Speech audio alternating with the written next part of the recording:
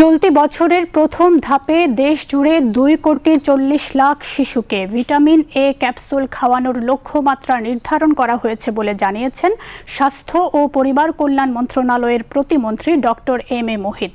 তিনি আজ সকালে সচিবালয়ে জাতীয় ভিটামিন এ প্লাস ক্যাম্পেইন 2026-এর প্রথম রাউন্ডের উদ্বোধন উপলক্ষে আয়োজিত প্রেস ব্রিফিংয়ে একথা জানান। এ সময় স্বাস্থ্য ও পরিবার কল্যাণ মন্ত্রণালয়ের ঊর্ধ্বতন কর্মকর্তাগণ উপস্থিত ছিলেন।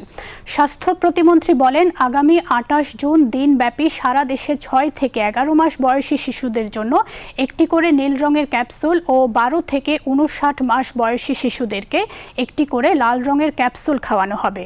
তিনি বলেন, সারা দেশে প্রায় 1,20,000 স্থায়ী কেন্দ্র এবং টার্মিনাল ও ঘাটগুলোতে প্রায় 500টি মোবাইল কেন্দ্র থেকে শিশুদেরকে ভিটামিন এ প্লাস ক্যাপসুল খাওয়ানো হবে।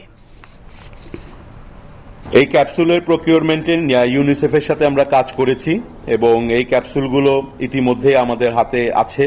নীল রঙের ক্যাপসুল, যেটাকে আমরা বলি 1 লক্ষ IU, এটা আছে আমাদের 40 লক্ষ পিস, এবং লাল রঙের যেটা 2 লক্ষ IU ডোজ, সেটা আছে আমাদের 2,20,00,000 পিস। এই বিশাল ক্যাম্পেইনটির মাধ্যমে 2,40,00,000 শিশুর কাছে পৌঁছানোর জন্য আমরা টার্গেট করছি।